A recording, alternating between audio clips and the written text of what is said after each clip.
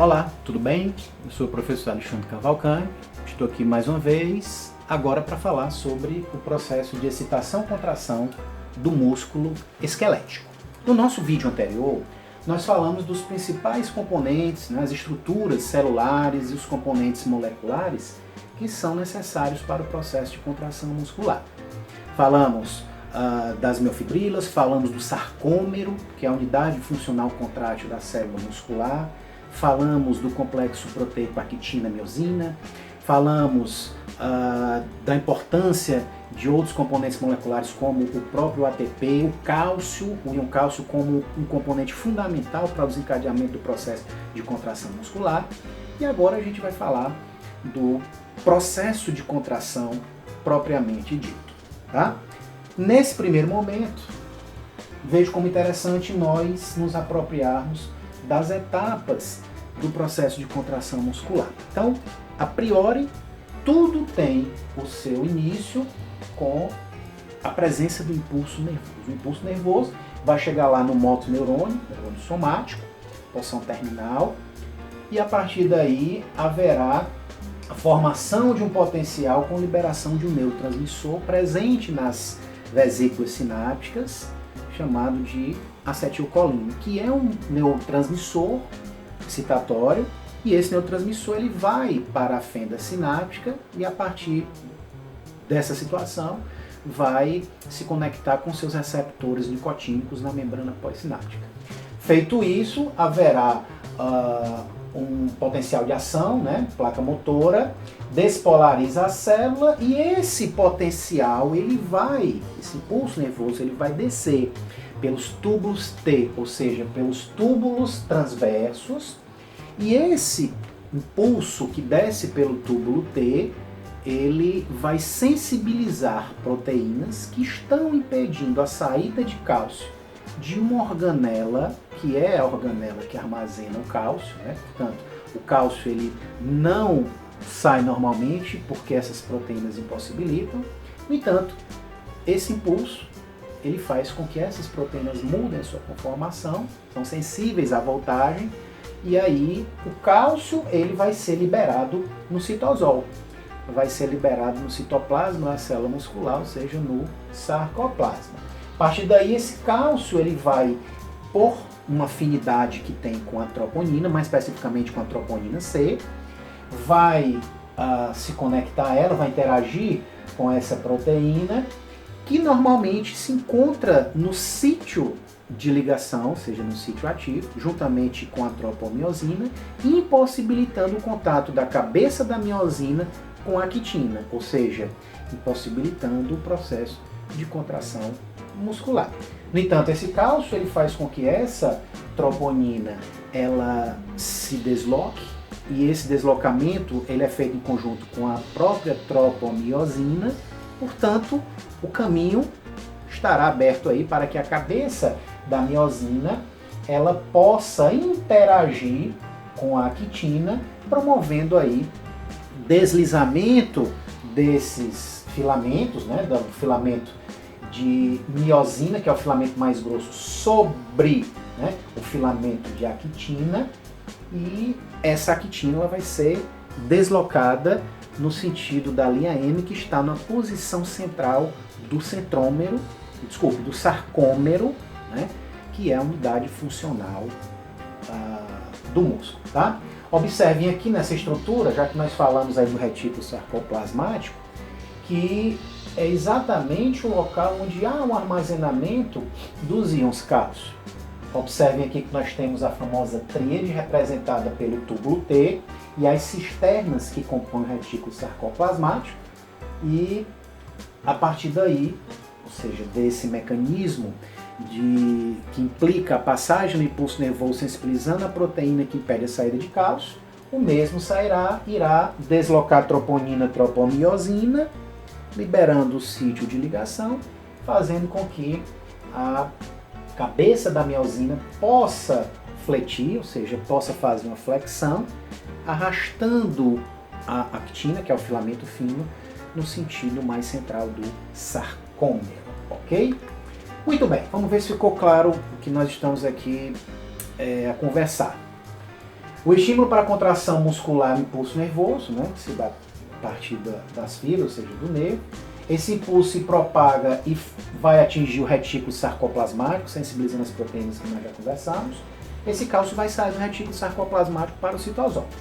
A partir daí, o bloqueio que normalmente ocorre, né, pela presença de troponina e tropomiosina vai deixar de existir, porque é o deslocamento da troponina e tropomiosina, liberando o caminho para que a cabeça da miosina ela possa ter contato, possa interagir com o filamento de actina e arrastar essa actina, repito, no sentido mais central do sarcômero, encurtando as fibras e fazendo, né, o que nós conhecemos pelo mecanismo de contração muscular.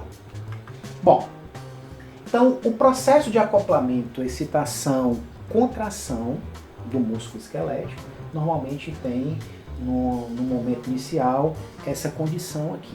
Como nós já falamos, ocorre o impulso e esse impulso ele vai fazer com que a acetilcolina seja liberada das vesículas sinápticas para a fenda sináptica, elas vão entrar em contato direto com seus receptores nicotínicos, haverá um potencial de ação a partir daí que vai descer pelos túbulos T, as proteínas que são sensíveis à voltagem, elas irão liberar a passagem do cálcio do interior do retículo sarcoplasmático para o citosol e esse cálcio livre agora ele vai para onde?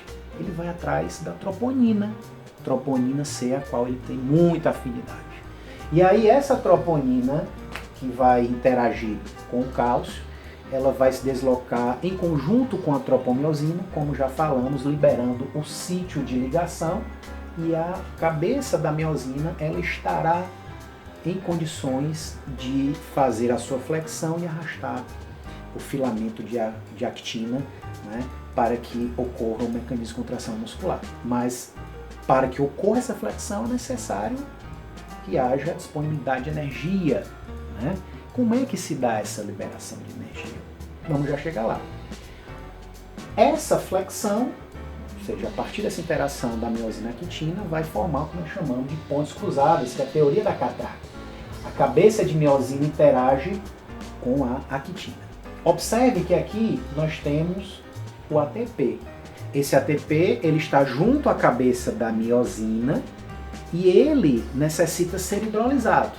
Né? Para que ocorra essa hidrólise, é necessário um cofator, no caso o magnésio, e essa hidrólise vai resultar em ADP e mais fosfato inorgânico, ADP mais Pi. Ou seja, energia para que essa cabeça da miosina possa arrastar o filamento de actina.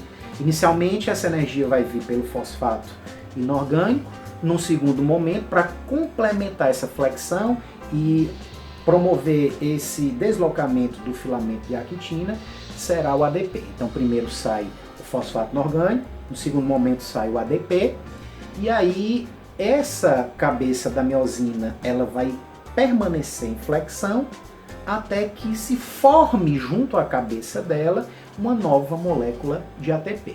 Daí, lembrei agora de uma vez que me fizeram essa pergunta, né?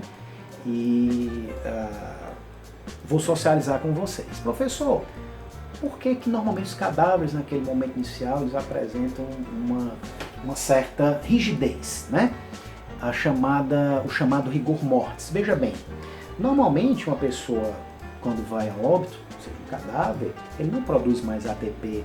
Então ali há uma grande presença de íons cálcio e para que a cabeça da miosina volte à sua condição de repouso é necessário que chegue uma nova molécula de ATP para que espere uma nova condição de contração. Ou seja, se não há mais formação de ATP junto à cabeça da miosina, há uma predominância de íon cálcio, ela permanece em flexão, ou seja, a fibra muscular ela se mantém contraída e caracteriza o rigor mortis. Tá?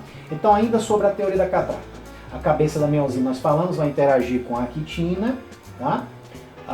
Essa condição ela faz com que o processo de contração muscular seja efetivado. Vamos ver se ficou claro.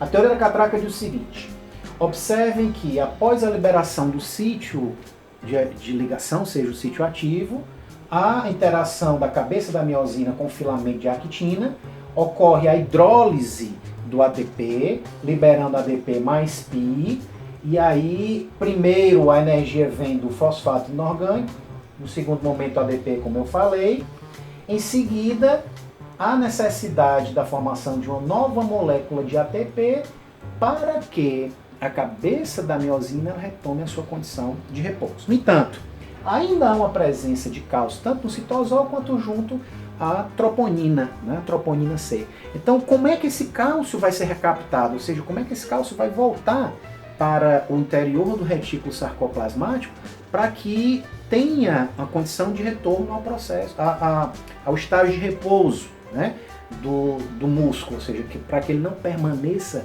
numa contração permanente, né, numa contração contínua. Ocorre a necessidade da ação de uma bomba chamada bomba cerca, ou seja, esse processo é um tipo de transporte ativo, já que o cálcio ele vai ser levado para uma região onde uma má concentração, ou seja, vai ser contra o gradiente de concentração, portanto com gasto de energia, e aí haverá a recaptação desse cálcio que será levado novamente para o retículo sarcoplasmático, para que, a partir também de uma nova molécula de ATP que vai estar na cabeça da miosina, ela volte à sua condição de repouso, não é? Muito bem, muitas informações, né? Pouco tempo, e temos que ter muita calma nessa hora. Vamos ver se ficou claro o que nós acabamos de falar. O processo de contração ele vai ter início a partir de um impulso nervoso que vai chegar aqui no terminal, né, axônico do neurônio motor somático, libera acetilcolina na fenda, vai se conectar aos seus receptores nicotínicos, gera um potencial de ação que desce pelo túbulo T, os túbulos transversos. Esse potencial ele vai sensibilizar a proteína que não permite a saída de cálcio do retículo sarcoplasmático para o citosol. Feito isso, o cálcio liberado ele vai direto para a sua grande amada, que no caso é a troponina C, que eles têm grande afinidade um pelo outro. E essa interação do cálcio com a troponina C faz com que seja liberado o sítio de ligação. E aí o caminho estará livre, estará aberto para que a cabeça da miosina possa interagir com o filamento fino de actina, arrastando-o em direção à linha M, que está na região central do centrômero, promovendo o encurtamento da fibra muscular. E normalmente esse processo faz com que a zona H desapareça e normalmente a banda I ela quase que desaparece, ela fica quase não mais perceptível. Tá? Muito bem, então espero que tenha sido proveitoso, né, esse nosso momento aqui, proveitosa essa nossa aula, que possa ajudá-los e lembrar, né, de fazer uma revisão de todo esse processo, ou seja, como é que a cabeça da miosina ela vai flexionar e vai arrastar a actina, lembrando da necessidade do íon cálcio ter que sair do retículo sarcoplasmático para que interaja com a troponina C, libere o sítio de ligação, o sítio ativo, e permita a interação da quitina com a miosina, com a liberação de energia a partir da hidrólise da molécula de ATP na cabeça da miosina, liberando ADP e fosfato inorgânico, para que essa cabeça da miosina ela possa conseguir na sua plenitude arrastar a quitina e promover de uma forma consistente a contração muscular, ok? Valeu, obrigado pela sua atenção, espero que possamos nos ver em breve e até já.